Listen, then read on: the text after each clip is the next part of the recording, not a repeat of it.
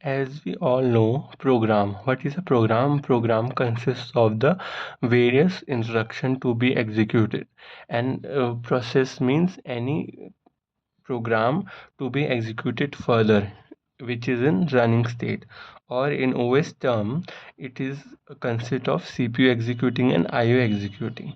So program has two operations: process creation and process termination.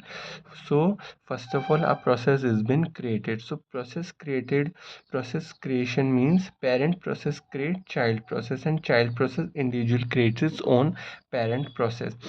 First parent process, second parent process, third parent process, and likewise the tree will be go on.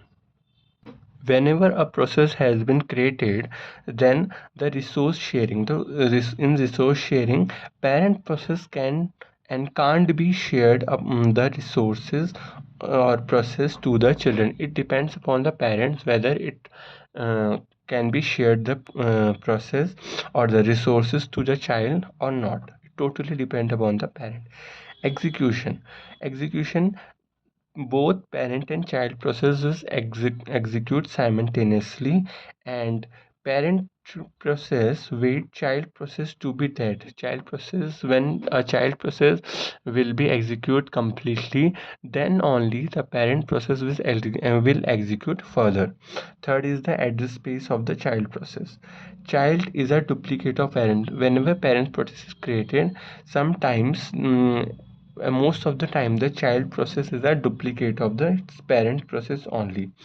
In second case, child has a new process loaded. So there are two commands. First is for command. For command is used whenever is child is a duplicate of its parent. And second is exec command. Exec command will replace child process with a new process.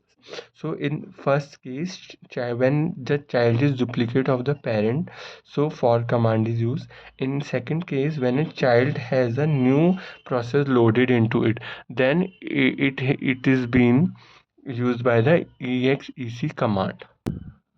Then process termination. Whenever process has been created and all the operation is performed on the process, then process has to be terminated. So exit command system call is used after all operation on a process has been terminated. But sometimes parent process forcefully stop the child process because child process exceed its usage of the resources which has not been allocated. Then the process scheduling comes.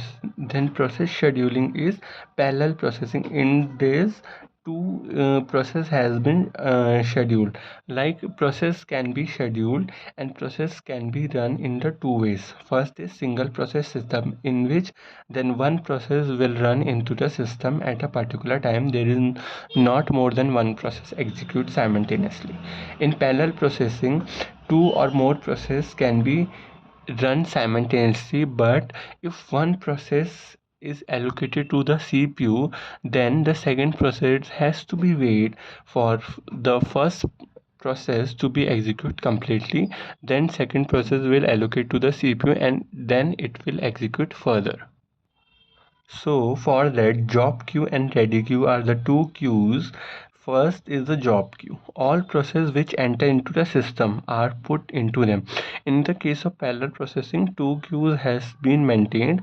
In job queue, all the processes which enter to the system are put into the job queue, and ready queue process which are in the main memory and ready and wait to execute, which are waiting to be executed or waiting for some another process to be executed completely, and then it will be going to be executed completely is known and put into the ready queue.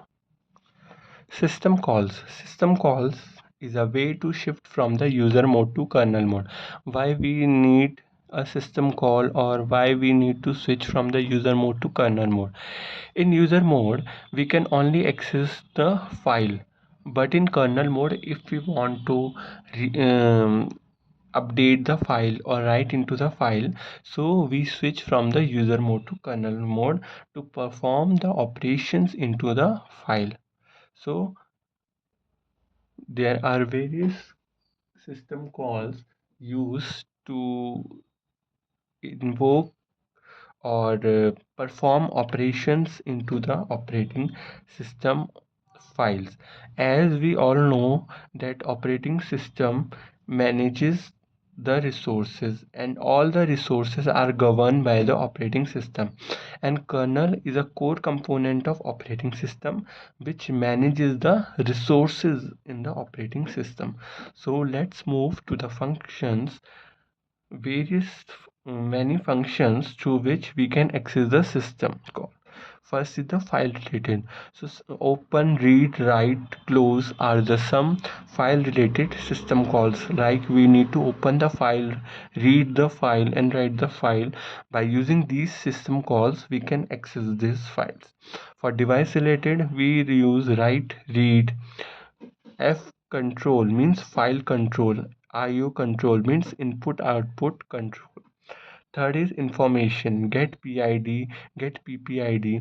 These are the parent ID or child ID. This is used for the child ID and this is used for the parent ID.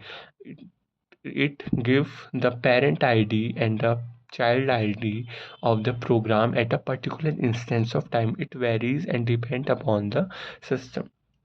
Fourth is process control. The process control we have already discussed. Fork and exec means execute command. In fork, which create a duplicate of the parent. Child is a duplicate of the parent, and exe will replace the child to the new process. Wait, signal, load, these are the wait and signal. Basically, these are the deadlock commands. We can discuss it further. Fifth is communicate. Pipe is a communicate command, and security chmod command is a for use for the security command.